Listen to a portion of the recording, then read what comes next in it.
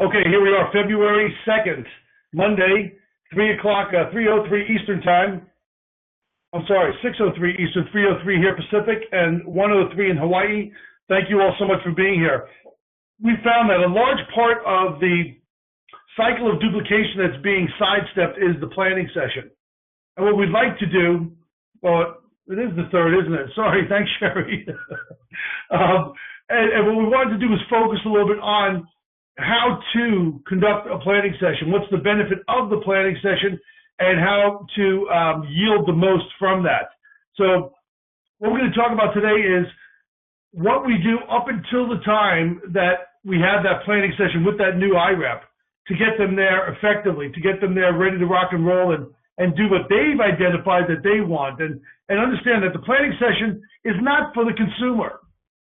Okay, so I know that it's misleading in our success cycle that maybe they'll sign up at the planning session. No, what we want to do is have business-minded partners that have signed up, and at the time of enrollment, I'm going to schedule 2 things with them immediately.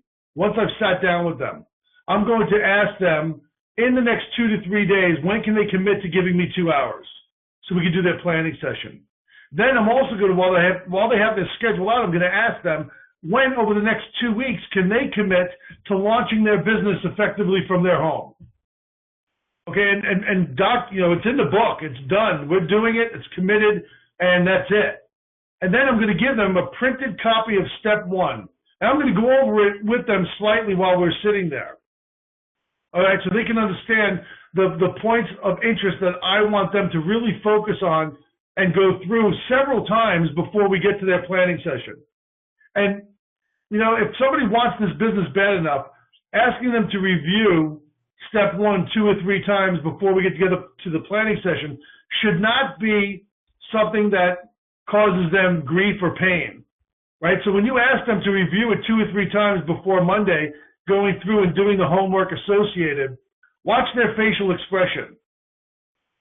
Okay, but then tell them, and here's what you can do later that day, that evening, you can send them a welcome email, right, properly formatted, with the step 1 also attached to that again, okay, and how excited you are to work with them, and you can't wait to see them at the planning session, okay. But then the instructions I give new IREPs is, don't talk to anybody. Let's wait. You didn't know about your SURU today, before today, so let's not run home and start talking to everybody. Let's get you into your planning session in that first 2 to 3 day period so that we can best show you how to present your new business. Okay, so we don't want them running out and doing that. We certainly don't want them on Facebook or any other social media blasting what they're doing, right? So we want to let them know that. And then what we must do is have inventory behind us. I always have a bulk order in my car or in my garage that when I'm going to a meeting, I bring 6 or 8 cases for those that are signing up. So I have the product to give to them right there. And guys, this is so important. Okay, this is so important when you're signing somebody up to have the product with you so that they will start consuming it the next morning. Because we know the energy level, the excitement level goes down dramatically if they've got to wait 3 or 4 days to get their product.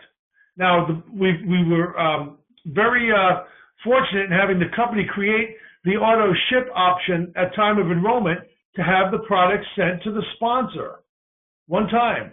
The reason for that is we're encouraging you all to have a little bit of extra product behind you to get them started immediately, because the opportunity of losing them diminishes strongly by giving them that case and getting them drinking immediately.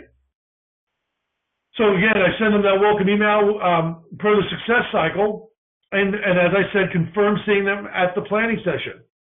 Now, here's a part when we're doing planning sessions, I want us all to consider strongly. We should have 2 a week, because we know it's a 48-hour, 72-hour window before we're going to get them there. We should have 1 in the afternoon and 1 in the evening every single week somewhere that's a regularly scheduled event so that we can receive people. So our partners and their partners, as they start to sign people up, know where to invite people to.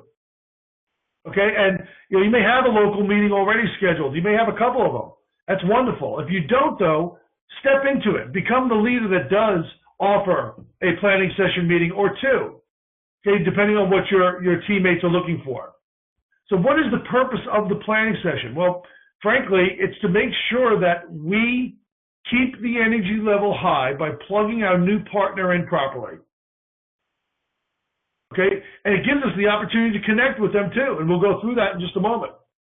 And one of the bigger points is it shows by example, right? We're leading by example. It shows by example exactly what to do when they sign up an IREP. Okay, so we're setting the course for them because we know, good or bad, people are going to follow what we've done and what we do. Okay, and the purpose for me too is I get to check the homework that we gave them, which is step one, to see if they completed it. Because if they didn't, how serious are they?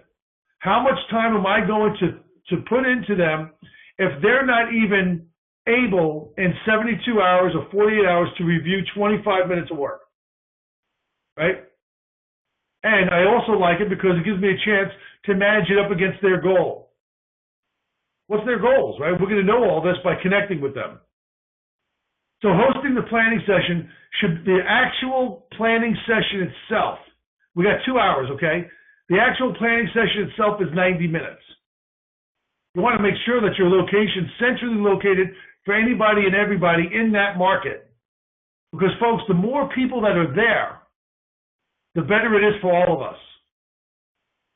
Okay, and what I like to do is, just before the planning session starts, after we've socialized a little bit, right, because what I like to do is the first 20 minutes, have everybody socialize, introduce your upline, introduce people that they may know from their town or their communities, get everybody, make it a potluck, everybody brings something, salsa, dip, whatever, vegetables, keep it light, so nobody's falling asleep at the wheel while we're doing the planning session, but spend that first 20 minutes introducing.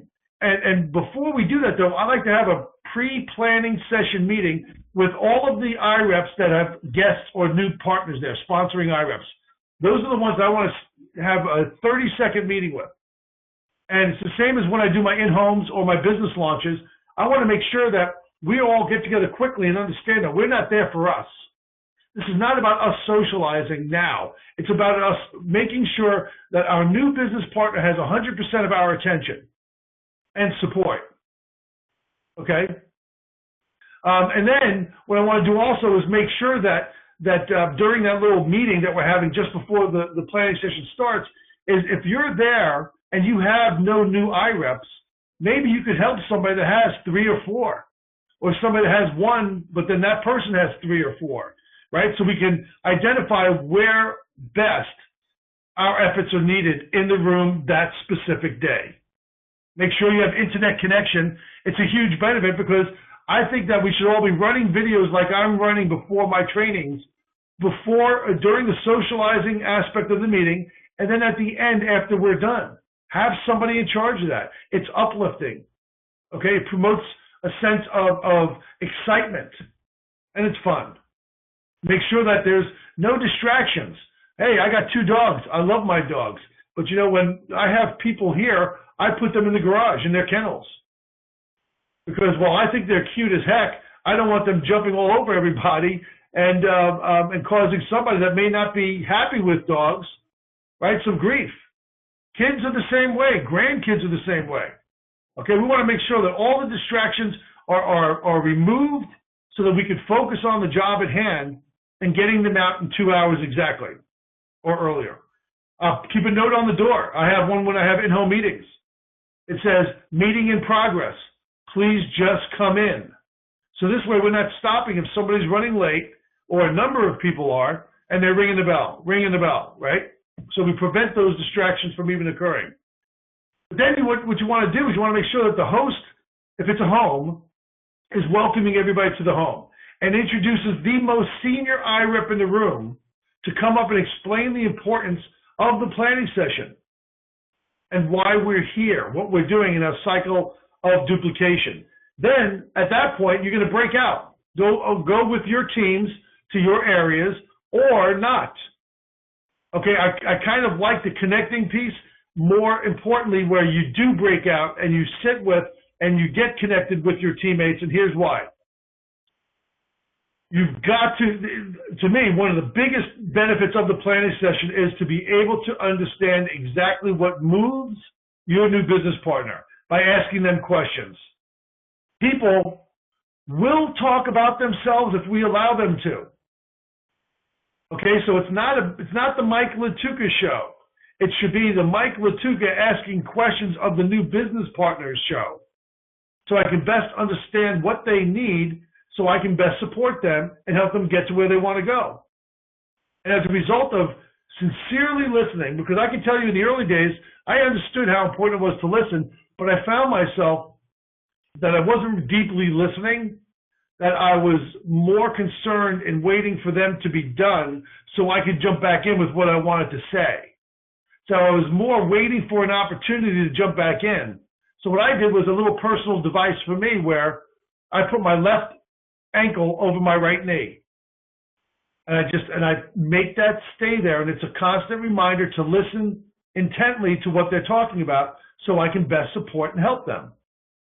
And once you do that a couple of times, it becomes first nature, okay?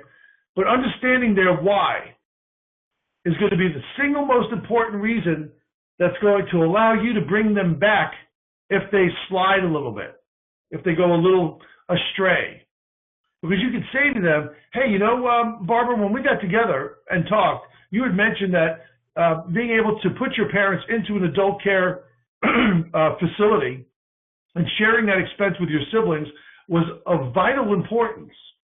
And we got a great base here, but what's distracting you currently from us achieving that goal? Okay, and then understanding what their realistic financial goals are in their first 90 to 180 days. And what I like to do is check that based upon the level of commitment. And you can see here, you know, of course, we're going to talk and review all of step one because that's their homework for the planning session. This is not a planning session webinar today. What I'm doing is showing you what I think it works best, and from the mindset of crossing the T's and dotting the I's. So I'm not going to go through all 10 of the steps, but I'm going to tell you that step 3, level of commitment, is really important, because if we have somebody that wants to make $3,000 to $5,000 a month and they're willing to give us 4 hours a week, we've got to be honest with them and ask them, where can you go and make that type of money working 16 hours a month? Right? So we have to manage their expectations, and that ultimately manages yours by your policing what they're thinking and making sure that they're having realistic goals. You're going to make sure that your goals are realistic as well, and your expectation of what they're going to do is equally managed.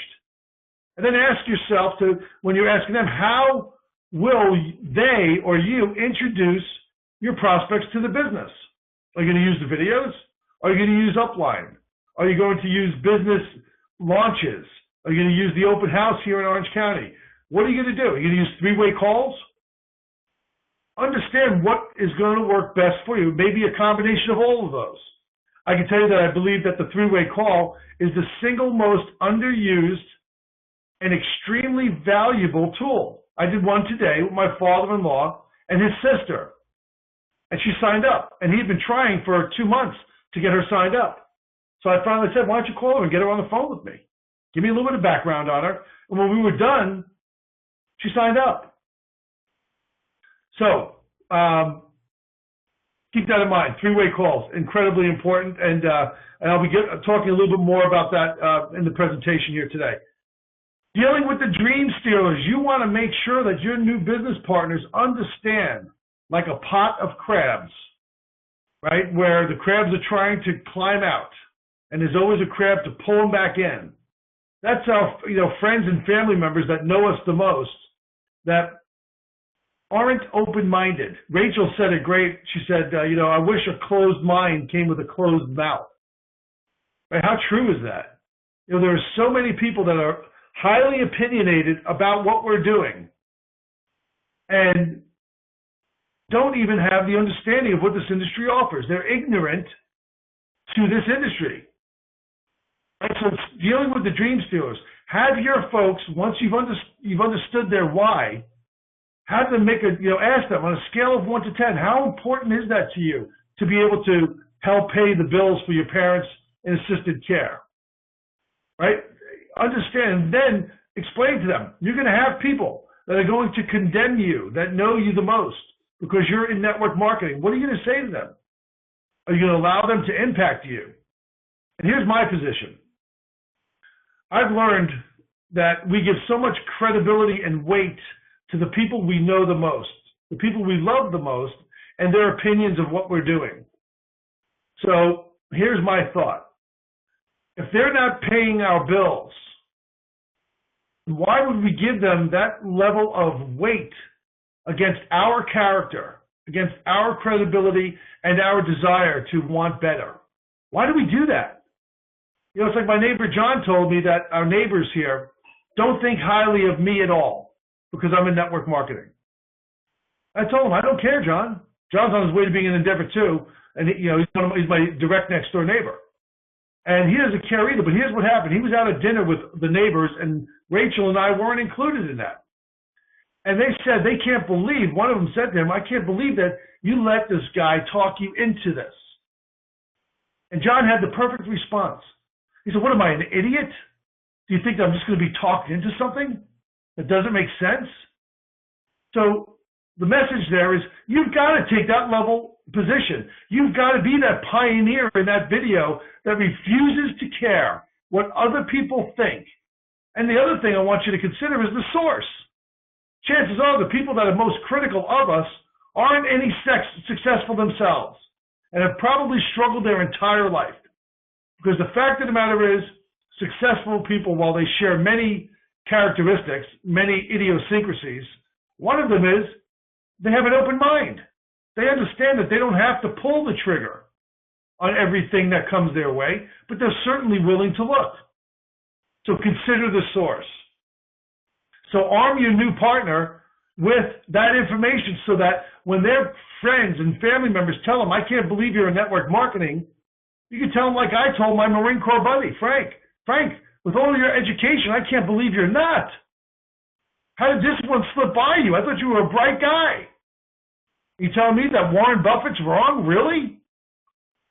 Right? So taking that level approach of passion and dedication and commitment to your business is going to protect it. And the old saying, nourish it like a mom, but protect it like a dad. Now let's talk about leading with the business versus leading with the products.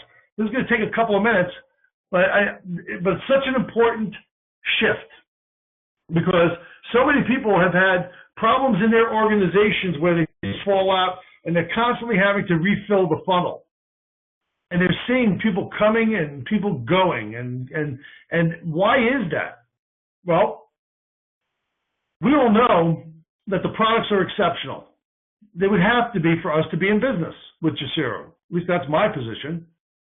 And in knowing that we have a company that's rock solid, that has patented products that are highly consumable, that's fantastic. That's enough for me to know that I'm in the right place for a business. And I learned my lesson. After 7 months in Jacero, I watched my business go from $65,000 in 1 month down to $45,000 the next month, and this was in February of 2011. And I called the office and I said, hey, we're doing this wrong. We've got to build a foundation on business because what happens is our product is so good that people feel better and they stop taking the product. And let me prove that point. When we go to the doctor and we have a terrible pain, we get a prescription for pain medicine. We go to CVS, Safeway, Rite Aid, wherever, we get our prescription filled. Aren't we diligent about taking that to feel better? And sometimes we may take a little bit more and may take it a little bit earlier because it's that much of an impact. Well, what happens as soon as we feel better? We forget to take it. Okay, and Dr. Kathy is here, and she'll tell you that the number one thing that frustrates physicians is the patients don't finish prescriptions. So human nature is what it is. They'll do it when it's urgent. So the same thing happens with our products. They're so good that when people feel better, they stop taking it because they forget to. And then all of a sudden, some people think that their body's not brilliant, that they never needed them. It's incredible to me. But now what happens? They've got 2 months of auto ship has stacked up on them, and they're not taking the product. So what do? You know what they do. They go in the back office and they shut it off. They don't call you and tell you about it. They do it, and they don't want to face you. So if you're calling them, they know they shut it off. They know why you're calling, right? And now you've got an adversarial relationship. They're running and hiding. You've now made yourself the president of the NFL, meaning no friends left, right? So how about we do it differently? How about we identify those that need an income, those that would benefit from an extra $300, $500, $1,000 a month? We know that, and Richard Hollowell, thank you so much for sharing that stat with us, that 84% of the American population today is not financially satisfied. Well, I suggest that we have a far larger common denominator in identifying people that need income rather than finding people that we can convince to spend their dietary supplement dollars with us. Because here's what happens. If you're leading with the product, you've got to convince your prospect to try our product. You've got to be a biochemist if you're new to understand what it is you're talking about. And if you get it wrong, you look like part of the carnage of this industry where you didn't know what you were doing. Well, we can all relate to needing money. That's easy. We all know how to spend money. We don't all know how to make peptides out of large molecular structured, heavyweight hyaluronic acid and collagen. So once you open up that Pandora's box about the product, be prepared for questions to come that maybe your new team members can't answer. And then we've lost that opportunity for the first impression. Fact. Okay, so, yeah, and there's Dr. Kathy, right? MD, trauma surgeon, right? Chair of critical care. And here she is, and she won't even lead with the product any longer because she's seen the results of their business. So we can either be convincing people, which is selling. And most of the people I talk to say they don't want to be selling anybody anything. Well, if you're leading with the product, you have to sell. If you're leading with the business, you're giving them a break. You're providing a service in a time when everybody's looking for a way to make a little bit of extra cash or a lot of cash. All right, so I know I spent a lot of time on this, but this is a very distinct shift in business. If you want business partners, why are you leading with the product? Why? Because maybe you'll find one along the way? Well, how about this? How about we sign up every consumer that comes our way, but our intention and focus and energy that we're putting out into the universe is to identify partners.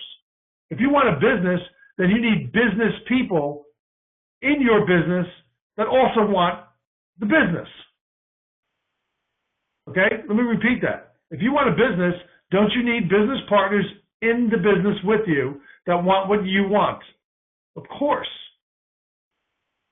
Okay, so it's a shift, guys. And, you know, I personally had conversations with Don Fala, wrote the book, The 45-Second Presentation, 800,000 people in his team. And he was really one of the deciding factors in February of 2011 at our regional event when we met him. Because he said to me, you know, Mike, with 800,000 people in my organization, I found that if you want to retire in 20 to 30 years, you can lead with the product. Or you can retire in 3 to 5 and lead with the business. I'm sorry, guys. I may not be the sharpest tool in the shed, but, you know, I don't want to spend 20 to 30 years to experience the financial glory that this industry offers us. So now, while you're at the planning session, you've reviewed step 1.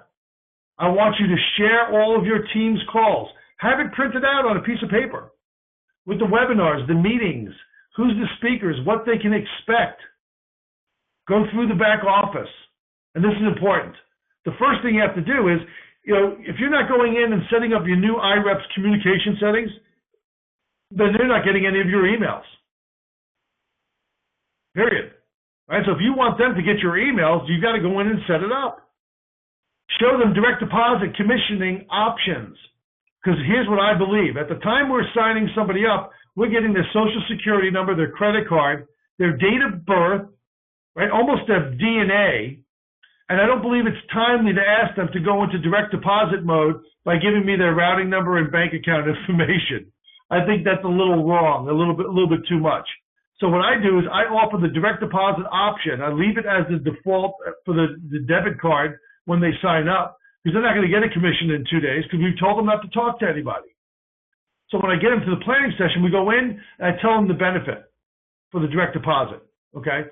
Holding tank benefits. Explain the value of the holding tank, right? It gives you a chance to allow for your personally sponsored people. And this is why the planning session is important. The more we get there, you can sit back and watch who's going to be a leader. You can see who is gravitating to who, right? And you may see that, geographically, certain people may work better together so that you're not creating a competitive element in a single market. Auto shipment dates. You want to have as many in your organization to have auto ship on the 15th or earlier, and here's why. 2 points. The one is, we boast that you don't want to have interrupted consumption. Well, if somebody joins on the 15th or on the 20th, and we leave it on the 15th or the 20th, we know that they're going to have at least 5 to 7 days of interrupted consumption, because it's a 28-day supply, and we've got UPS shipping time. So what you want to do is get everybody in your organization as early in the month, no later than the 15th, so that at the end of, so as the 15th approaches, you know exactly where your business stands for the month already. You know who, you can see what's happening in your business, and the balance of the month is now growth. But it also gives you the 2 weeks. So let's say that you have a couple of people whose auto ship didn't ship on the 15th. You have 2 weeks to fix that. But if they're scheduled for the 29th or the 30th of the month, you've got maybe hours to fix that. And guys, that's no way to manage a business. I see so many people are focused on watching the end of month if their people are going to ship instead of building their own business. It's such a huge distraction. And it's the type of thing that, it's one of those obstacles that we put in our own way, what I call the domestic obstacle. We're allowing that to happen. So move the auto ships back. Explain why. Right, from a business perspective, because everybody that's coming to the planning session is in the business. Right, so of course we can explain it to them. Hey, from a business perspective, we all want to know where our business is by the 15th of the month, halfway through. So the next half is building. And it's wonderful because we can see where we are and what we want to go to in growth for the balance of the month. I haven't had anybody say, nah, leave me on the 31st. I haven't had any of that. Show them through the resources. Take them into the genealogy. Show them your genealogy so they can get familiar with it and see the bubbles and see that, who's active and who's not and what everything means. Walk them through how to enroll. At the time you're enrolling them, that's also a good time to have them sit with you and look over your shoulder. Right? More is better in these cases. And then I like to ask everybody to order business cards through the business tools based upon us being in our back office. Then what I like to do, guys, I like to introduce step 2. Right? I want to go over 15 minutes of step 2 with them. Okay, so they can see what we're moving towards. Because they did step 1, we reviewed it, and now I'm going to give them a little bit of step 2 and spend the last 15 minutes of the 90 minutes allocated to do this. And the goal is, here's the big one, guys, is we are responsible to protect their business before they have a business. Understand that. People love it when I say that. New partners say, listen, I don't need you to talk to anybody, but we got to go through some of these items so I can ensure that you're going to be successful by me protecting your business before you even have one. And people love that. They appreciate it. And I explain to them, if you go out and make 30 calls, we know it's 20 to 30 people in our hot market, warm markets. If we allow them to go out and do it wrong to 20 or 30 people, they're done. And again, they're going to talk bad about the industry. Right? Oh, the industry's terrible. Oh, it's a pyramid, right? Because they didn't see any success. Well, we can totally totally direct traffic on that. Because here's what I tell people, is when they have a call to invite after we go through the recession scripts, right? That's the one that I use, guys, predominantly. Right? The recession has had a terrible impact on me. Has it impacted you in even the slightest of ways? Right? Let them answer. That's the one that I use specifically because I know 84% of the population needs money. Okay? I'm not telling you what to do. I'm just telling you what I do. Then, so what I'm going to do is I'm going to rehearse that with my prospect. We're going to switch positions up during that 15 minutes. I'll be the prospect and he can be the IREP and vice versa, and get him comfortable in that and understanding the logic behind it. And once he understands that, then I'm going to tell him to make one phone call. What are you making the phone call for? To invite them to what? Right? Your business launch. When is that? Well, we scheduled it, right? 3 days earlier when I signed them up.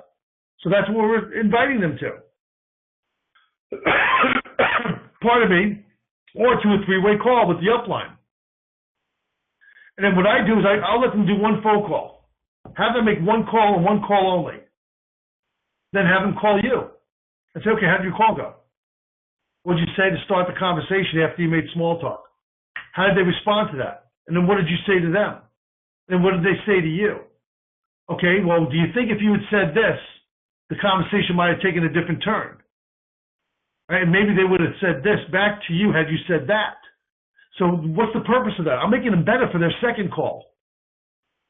I don't want them to make 30 calls and do it wrong. I want them to make one call and make it better for the second call by spending the necessary time and explaining the logic behind the call as to what they did right and what they did wrong to make them a little bit better.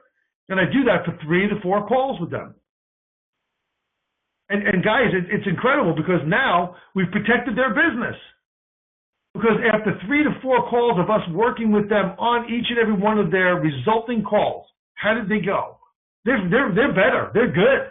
And they're ready to go. But what have they learned? They've learned exactly what to do for all those people that are signing up for them. Right? So we've passed the baton. We've entered into the cycle of duplication effectively. And now here's another point that I do when I sponsor people. When we break out our calendar, and we talked about the launch date and the planning session, now we're here and we're at the planning session and we're going into step 2. I'm going to ask them, how many people do you think you can get on a call, a 3-way call with me? Well, here's what I'm going to do. I'm going to give you an hour a day from 4 o'clock to 5 o'clock, Monday, Wednesday, and Friday.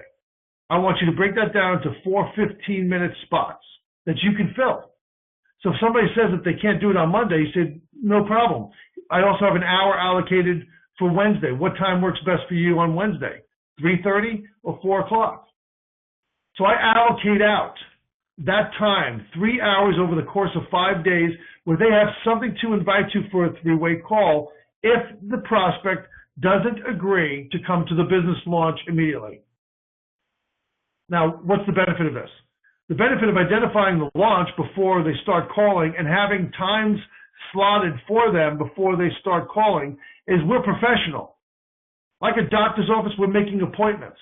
We're not saying to our prospect, well, you know what, let me call you back. I got to check with my partner and see if they're going to be available. Okay, it's too much back and forth. It's not professional. When we have them on the phone, they're ready to go. So what we want to say is, what day works better for you? Monday, Wednesday, or Friday? In the evening or in the afternoon? Right? So a lot of benefits to doing it that way. And then I'm going to go over the overcoming objections with them, telling them that to schedule firm appointments for the 3-way calls and for their business launch, inviting people to the business launch. I also tell them, don't get on Facebook and start blasting away, because all the people we want to call and talk to and personally invite are going to know why we're calling and personally inviting them if you were blasting it all over the internet. Let's slow down. You didn't know about this 2 days ago, so let's do this properly from this point on. And then again, I go over the practice the dream stealer statement again with them. You can't do that too much. And then one of the better parts of the more leadership side, the advanced leadership side, is being observant. right? Don't overwhelm them and push them out before they're even truly in. Manage your excitement. Don't give them too much so now that you've just caused them to have another full-time job in their mind. And watch their body language as you're talking. You know, if they all of a sudden sit up and they cross their arms, they're obviously very defensive about something. Write down that topic and figure out how to come back to it in a different way. Reinforce being excited to work with them, having fun, not being alone, a proven roadmap in a time when not much else is working. If they start to glaze over because you're lecturing them and you're going on and on and on, drop some questions in that are relevant to what you're talking about. Get them back engaged in the conversation. Or even take a break. Tell them, you know what, excuse me, I'll be right back. I need to use the restroom. This way, you know, give them a chance to wake up. Get them a bottle of water. Regroup, ask a few more questions. But if you make this a one-sided conversation, they're not going to be eager or interested in participating at the level that you would like them to. So if we don't overwhelm them, and if we don't push them out, we can experience, based upon what they've determined is their desire, a valued business partner. I love to end every single thing I do 5 minutes early because painfully, I was made to sit in a room for an hour to an hour and a half after the event was supposed to be done. I won't do that. It's disrespectful. I don't like hearing myself talk that much. And actually, I would rather sit in a room for an hour and a half longer listening to my partners that have taken the baton and are doing this wonderfully. But if we all do this, don't you think that people are going to respect us for valuing their time and respecting their family and their family's time? Make it a goal and a commitment. So we know it's 2 hours. We got 20 minutes of socializing.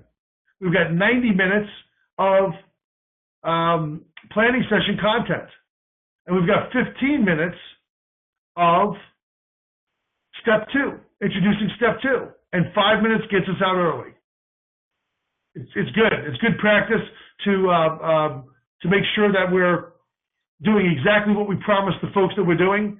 Because if they start looking at their watch and everything else, well, you've just gone way too long on it. And keep them engaged. You know, invite other people over to the table, right? Make it fun. Make it socializing. Okay, so that's our webinar, folks, for the planning session.